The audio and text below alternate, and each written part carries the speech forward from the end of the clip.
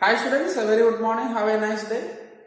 So in the last sections we discussed about the matter, its classification, the measurement of properties, physical and chemical properties, the conversion of units, scientific notation, significant figure, etc.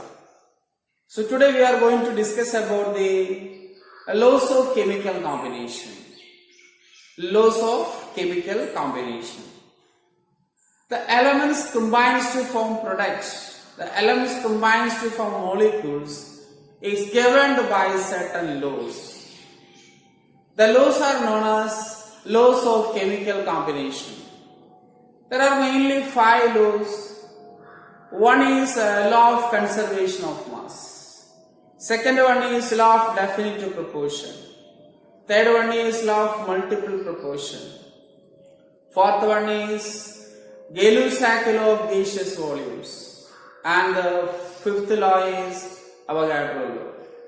Okay, there are 5 laws of chemical combination. The first law is law of conservation of mass. Conservation of mass. The second law is law of definite or constant proportion. Constant proportions. A third law is law of multiple proportion. Multiple proportion. Fourth law is Gay-Lussac. Gay-Lussac's law of gaseous volumes. Gaseous volumes. And the fifth law is Avogadro law. Avogadro's law. So these are the main laws of chemical combination. Let's discuss one by one. Okay. Elements combines to form products or molecules. There are some laws. The formation is governed by some laws. These laws are known as laws of chemical combination. First law is law of conservation of mass. Second law is law of definitive proportion. Third law is law of multiple proportion. Fourth law is Gay-Lussac law of gaseous volumes. Sometimes it is known as Gay-Lussac law of combining volumes. Okay, gaseous volumes or combining volumes. And the fifth law is Avogadro's law. Okay, so let's discuss one by one. First one, law of conservation of mass. What do you mean by conservation? Nowadays the scenario of forest conservation. A very big problem about the forest. Deforestation. So the natural standard of people saying forest conservation. The forest should be conserved for future generation. Otherwise, the life is difficult. The life of the animals and the ecological system is disturbed. So, forest conservation means we conserve the forest, we preserve the forest for the future generation. So, be back into the chemistry. Law of conservation of mass. The mass is conserved. The law states that matter can neither be created nor be destroyed. Matter can neither be created nor be destroyed. The law was proposed by Antonio Lavoisier. Antonio Lavoisier. Pronounced as Lavoisier. Not Lavoisier, Lavoisier. Antonio Lavoisier. In 1789. 1789. Okay, he he experimented many reactions. He observed many reactions and concluded that the mass of the reactants is equal to the mass of the product in a chemical reaction. That's why he gave the name law of conservation of mass. So law of conservation of mass states that matter can neither be created nor be destroyed. Okay, matter നമുക്ക് ഉണ്ടാക്കുവാനും നശിപ്പിക്കുവാനും സാധ്യമല്ല. Cannot be formed, cannot be destroyed. Also it is states that in a chemical reaction, the total mass of the reactant is equal to total mass of the products. Are you clear? The total mass of the reactant is equal to total mass of the products. Okay, let's discuss one example. Calcium carbonate. Calcium carbonate decomposes, gives calcium oxide and carbon dioxide. Calcium oxide and carbon dioxide. The mass of calcium carbonate is 100. Okay, and that of calcium oxide is 56, and that of carbon dioxide is 44. Do you know how to calculate the molar mass? In lower classes you studied these things. Okay, anyway, before we go into the discussion, you just understand, you just learn the atomic mass of first 20 elements. Hydrogen, the mass is 1, correct mass is 1.008. We will discuss later, it is a relative atomic mass. Then next is helium. Helium is 4. Atomic mass of helium is 4. Then the third one is lithium. It is 7. 6.98. You take it as 7. Then next is boron. Boron is 11. 10.8. You take it is 11. Carbon 12.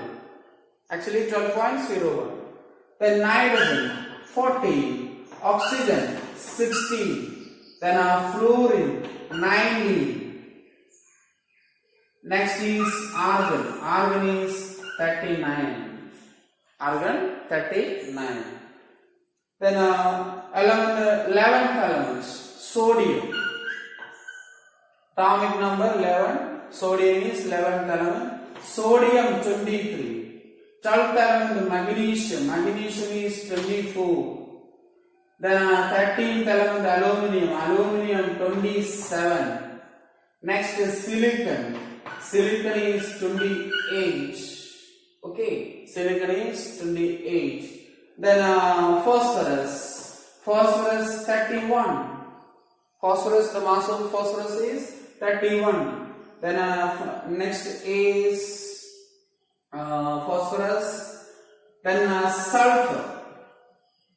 Sulfur is 32. Atomic mass of sulfur is 32. Then chlorine. Chlorine is 35.5. 35.5. Then next is sorry, here you write neon. Neon is 20. Argon right here. Argon is 39. Then potassium. Potassium 39 also. 39. Calcium, I write here calcium 40. Calcium 40. Okay. Once again, the atomic mass of hydrogen is 1, helium 4, lithium 7, boron 11, carbon 12, nitrogen 40, oxygen 16, fluorine 19, neon, normal gas neon 20. 20 point something, you take 20. Then sodium 23, magnesium 24, aluminum 27, silicon 28, phosphorus 31, sulfur 32, chlorine 35.5, argon 39, potassium also 39. Okay. In some textbook argon is 40, 39 point something, 40. Okay. We will discuss later. Calcium. Calcium is 40. The atomic mass of calcium is 40. So back into this problem. Okay. 40 plus carbon 12 plus 3 into 16. 3 into 16 is 48. So what is the total mass? 40 plus 12, 52 plus 14, 100 gram. Here 40 plus 16, how much? 56. Then 12 plus 2 into 16, 32, 12 plus 32, 44 gram. So 100 gram calcium carbonate decomposes, gives 56 gram of calcium oxide and 44 gram of carbon dioxide. What is the mass of reactants? The mass of reactant is 100 gram. What is the total mass of the products? 56 plus 44, 100 gram. The mass of the products is equal to 100 gram. So Antonio Lavoisier proposed that in a chemical reaction, the total mass of the reactant consumed is equal to total mass of the product formed. Are you clear? That is, matter can neither be created nor be destroyed. But we have to convert one form into the another form. One form into the another form. Here, calcium carbonate, one form. Is decomposes, gives calcium oxide and carbon dioxide. Calcium carbonate is solid. It's a solid substance. Calcium oxide also solid, but carbon dioxide is a gas. So we have to convert one form into the another form. Are you clear? Yes. Matter can neither be created nor be destroyed, but we have to convert one form into another form. Another statement is, in a chemical reaction, the total mass of the reactants consumed is equal to total mass of the product formed. That's about law of conservation of mass. Do you want one more example? Okay, I will write. Sodium hydroxide. Sodium hydroxide reacts with the hydrochloric acid, HCl. That gives sodium chloride and water. Sodium chloride and water. Then, what is the mass of sodium? 23. 23 plus 16 plus 1. Okay. 23 plus 16 plus 1. You just memorize the atomic masses. So it is 40 gram. 23 plus 1, 24 plus 16, 40 gram. Plus 1 plus 35.5 is 36.5. Atomic mass of hydrogen is 1, fluorine is 35.5, that is the total weight is 36.5 gram. Then gives 23 plus 35.5, 58.5. 23 plus 35.5, 58. Here 2 plus 16, 18 gram. What is the total mass of reactant consumed? It is 76.5. The total mass of reactant consumed is 76.5. And here what it is 58 plus 18, 76, 10.5, 76.5. Okay, another example to prove law of conservation of mass. Then we move to the second law, law of definitive proportion. Law of definitive proportion. Law of definitive proportion or constant proportion. law of definitive proportion, and the short form of proportion is like, okay, constant proportion. The law was proposed by Joseph Proust. The law was proposed by Joseph Proust in 1798. The law states that a given compound always contains exactly the same proportion of elements by weight. Once again, a given compound always contains exactly the same proportion of elements by weight. Sometimes the law also states that the same compound always contains same elements, they combined in a fixed mass ratio. The same compound always contains same elements, they combined in a fixed proportion by mass. Okay, let's discuss with an example. We have to collect water from different sources. Water from rainwater. Okay. Then another source, water from ponds. Water from sea. Water collected in chemical reaction. H2O in a chemical reaction. So the compound is water, H2O. It contains same elements, 2 hydrogen and 1 oxygen. 2 hydrogen and 1 oxygen. So same elements are always in a compound, and they combined in a fixed proportion of mass.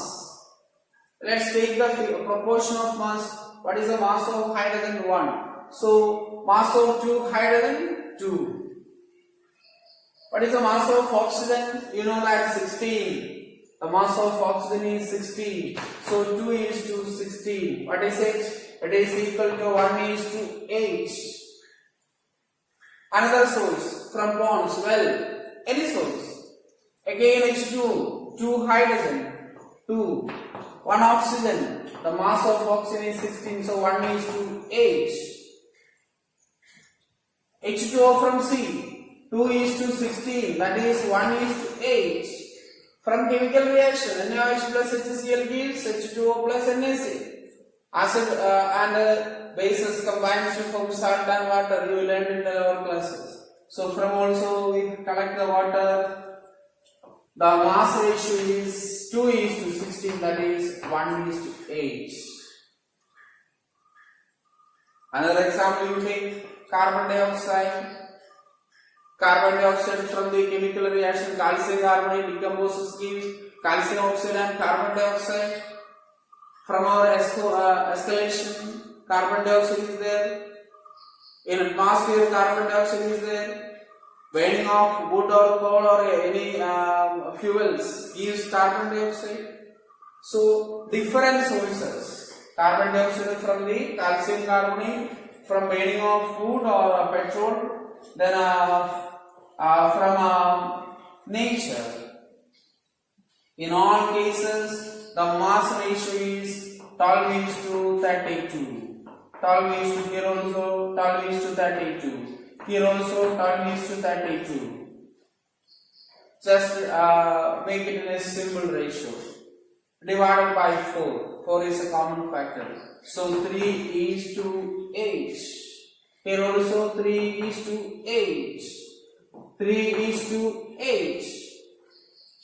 So in all cases, the mass ratio is fixed. The mass ratio is same, irrespective of their sources. So irrespective of their sources, the mass ratio is fixed or mass ratio is same. The law is known as law of definitive proportion or constant proportion. Okay, so one more time we state the law. Once again we state the law. A given compound always contains exactly the same proportion of elements by weight. A given compound always contains exactly the same elements. Same elements by weight. Okay, otherwise the same compound always contains same elements, they combine in a fixed ratio. You collect NaCl from seawater, NaCl from rocks, NaCl from chemical reaction. The mass ratio is fixed at 23:35.5.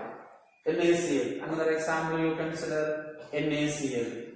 23:35.5. Okay, this is a ratio. Not making it simple one. Joseph Proust studied copper carbonate. Okay, in your book, copper carbonate is given. CuCO3. He collected the sample from the nature as well as from the chemical reaction. Okay, so in two samples, the percentage of copper, carbon and oxygen are same.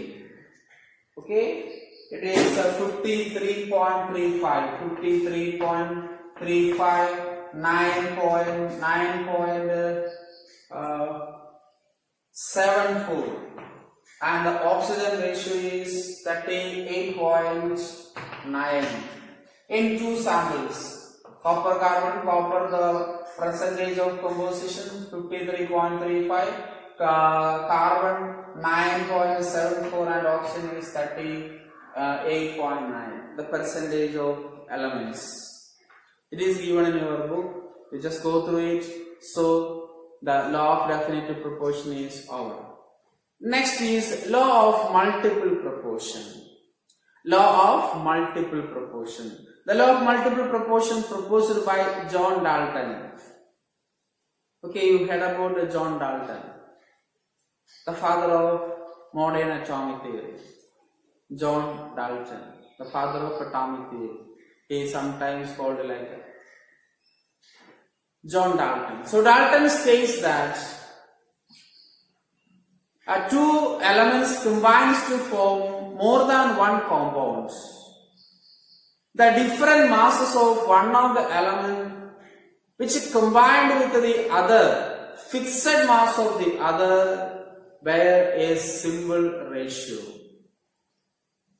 എനിക്കറിയാം നിങ്ങൾക്കൊന്നും മനസ്സിലായിട്ടില്ല. ഒന്നുകൂടി പറയാം, ശ്രദ്ധിച്ചു കേട്ടോ.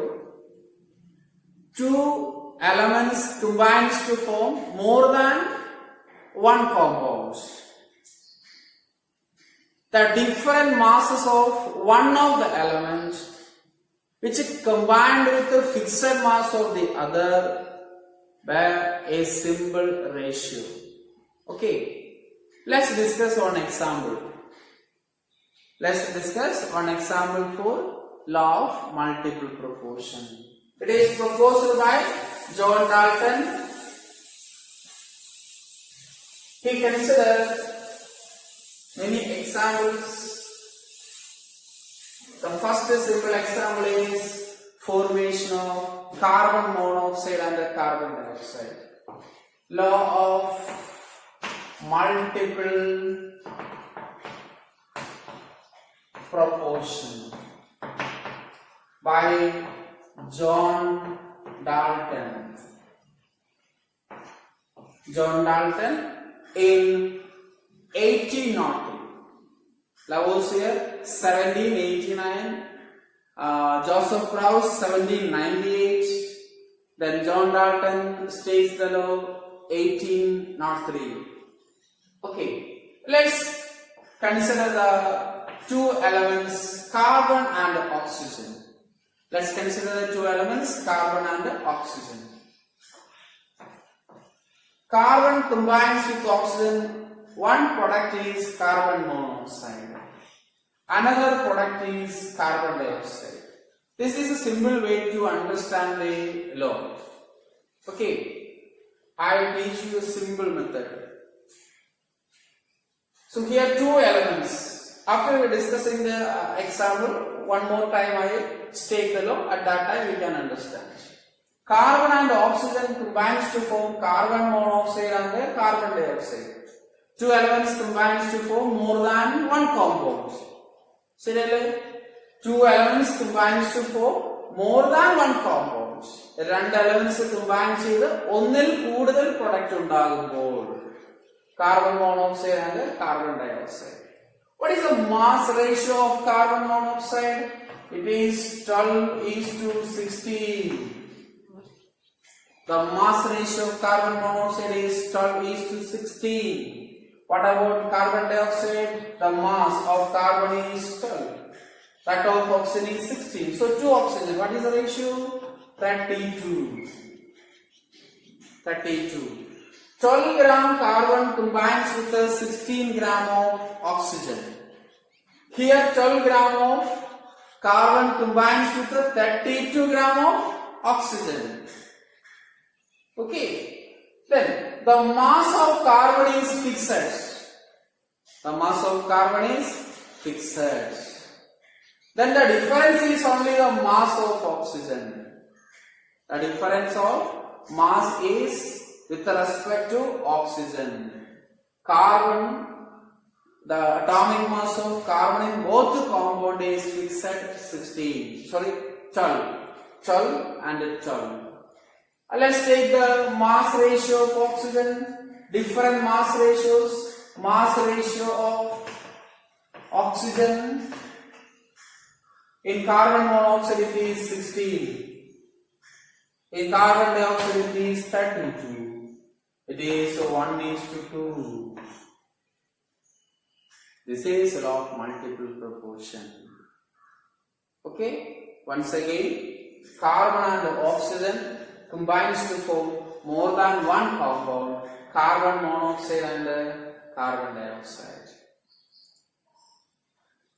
The mass of carbon is 12. That of oxygen is 16.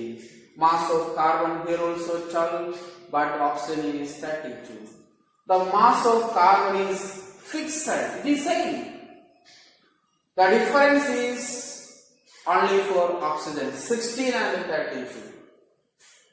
So different masses of oxygen. The ratio is 16:32. That is 1:2. That is 1:2. Then I explain. I state the law one more time. When two elements combines to form more than one compound. Are you clear? Two elements combines to form more than one compound. The different masses of the mass is different. Okay, the different masses of one of the elements which is combined with the fixed mass of the other. Which is combined with the fixed mass of the other bear a simple ratio. ഇനി ഞാൻ മലയാളത്തിൽ ഒന്ന് പറയാം. രണ്ട് elements combine ചെയ്തിട്ട് ഒന്നിൽ കൂടുതൽ compound form ചെയ്യാണ്. രണ്ട് എലമെന്റ്സ് കമ്പൈൻ ചെയ്ത് ഒന്നിൽ കൂടുതൽ കോമ്പൗണ്ട് ഫോം ചെയ്യാണ്. അതിനകത്ത് ഒരു ആറ്റത്തിന്റെ മാസ് ഡിഫറന്റ് ആണ്. ഒരാറ്റത്തിന്റെ മാസ് ഡിഫറന്റ് ആണ്. അതിന്റെ ratio the different masses of one of the element. ഒരാറ്റത്തിന്റെ മാസ് ഡിഫറന്റും അതർ ആറ്റത്തിന്റെ മാസ് സെയിം ആണെങ്കിൽ ഈ ratio of different masses of one of the element, different mass ഉള്ള എലമെന്റ്സിന്റെ മാസ് റേഷ്യോ എടുത്താൽ, ഡിഫറന്റ് മാസസ് ഉള്ള എലമെന്റിന്റെ മാസ് റേഷ്യോ എടുത്താൽ അത് ഒരു സിമ്പിൾ റേഷ്യോ ആയിരിക്കും. അതാണ് അതിന്റെ മലയാളത്തിലുള്ള meaning. Once again, two elements combines to form more than one compound. The different masses of one of the elements which is combined with the fixed mass of the other bear a simple ratio. That's a law of multiple proportion. I try to explain one more example to understand this concept easily. In this, I take a hydrogen and oxygen. Hydrogen and oxygen. Hydrogen and oxygen combines to form water. The first compound is water, H2O. And the second compound is H2O2. First compound is water, second compound is hydrogen peroxide, H2O2. What is the mass of hydrogen in this compound? 2 gram. Okay, the mass of hydrogen in this case is 2 gram. What about oxygen? It is 16. So mass ratio is 2:16. Here the mass of hydrogen is 2. The mass of oxygen is 2:32. The mass of oxygen is 2 into 16, 32. Now the mass of hydrogen is fixed. The mass of hydrogen is fixed. 2 gram combines with the 16 gram. 2 grams combined with the 32 gram. What is the mass ratio of oxygen? Mass ratio of oxygen is 16:32 and is 1:2. Okay, another example. Another example for law of multiple proportion. Next, you try to prove NO and N2O. You try to do this. Okay, NO, nitrogen monoxide. Okay, nitrogen monoxide. Or okay, I give a symbol.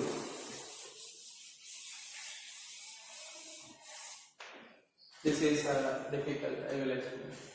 SO2 and SO3. Try to do this. SO2 and SO3. Sulfur and oxygen. Sulfur and oxygen. Okay. So this is about the 3 important laws. One is law of conservation of mass. Second one is law of definitive proportion or constant proportion. Third one is law of multiple proportion. Okay, so we will study little concept per day. So today, up to these 3 laws you study, you memorize these atomic masses. You should learn, not memorize. You should learn this. There is some value difference. Later we will discuss in a relative atomic mass. So in the next section we will discuss about the remaining laws, atomic masses, molecular mass, formula mass, etc. I think atomic mass, molecular mass, formula mass you learned in 9th class, isn't it? I don't know. 9th and 10th class. You just revise it for tomorrow's section. Okay? Thank you.